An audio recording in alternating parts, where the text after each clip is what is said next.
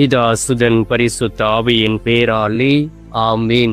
ஆண்டவர் உங்களோடு இருப்பாராக, உம் ஆன்மாவோடும் இருப்பாராக. சாலமோனின் ஞானம் புத்தகத்தில் இருந்து வாசகம். அதிகாரம் 9, இறை வார்த்தைகள் 2 மற்றும் 3.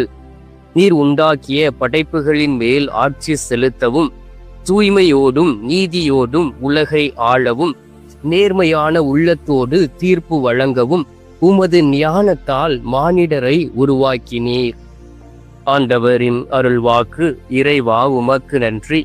எங்கள் பரலோக தந்தையே, இயேசு கிறிஸ்துவே, தூயனல் ஆவியே, தகப்பனே, நெருமையான காலை பொழுதிற்காக உமக்கு நன்றி சொல்லி உம்மை துதிக்கிறோம் அப்பா. இந்த புதிய நாளை எங்களுக்கு ஆசீர்வதித்து ஆண்டவரே, இந்த புதிய நாளிலே உம்மோடு இணைந்து இருக்கவும், என் ஆண்டவருடைய வார்த்தைகளை கேட்கவும், என் ஆண்டவருடைய சித்தம் என்ன என்பதை அறிந்து கொள்ளவும் நீர் ஒரு வாய்ப்பை கொடுத்திருப்பதற்காக உமக்கு நன்றி சொல்லி உம்மை துதிக்கிறேன் அப்பா. அதிசயங்களையும் அற்புதங்களையும் செய்யக்கூடிய தெய்வமே, நீர் எங்களுக்கு பக்கபலனாய் இருக்கின்றீர். நீர் எங்களை தேடி வருகின்றீர் அனுதினமும்.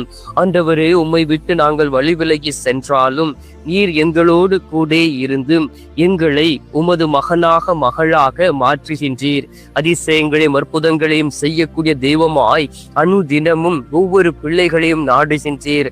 உம்மை ஏற்றுக்கொண்ட பிள்ளைகள் அனைவருமே அற்புதங்களை பெற்றுக்கொண்டு இந்த உலகத்திலே மகிழ்ச்சியோடு வாழ்வதை பார்க்க முடிகிறது சுவாமி.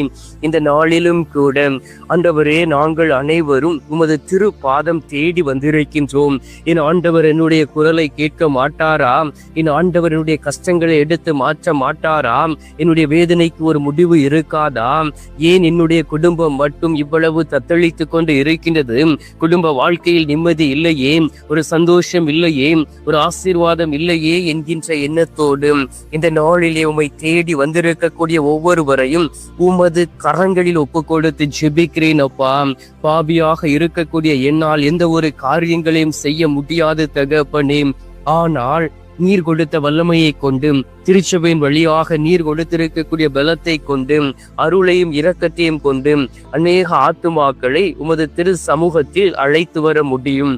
ஆண்டவராகிய இயேசு கிறிஸ்துவை, நீர் எங்களோடு கூட இருக்கின்றீர். எங்களுக்கு பக்க பலனாய் இருக்கின்றீர். நீர் உண்டாக்கிய படைப்புகள் மேல் ஆட்சி செலுத்த நீர் எங்களை உருவாக்கி இருக்கின்றீர். அந்த ஆட்சி தூய்மையோடும் நீதியோடும் இருக்க வேண்டும் என்பதற்காகவே நீர் எங்களை உருவாக்கி உமது ஆவியை கொடுத்திருக்கின்றீர்.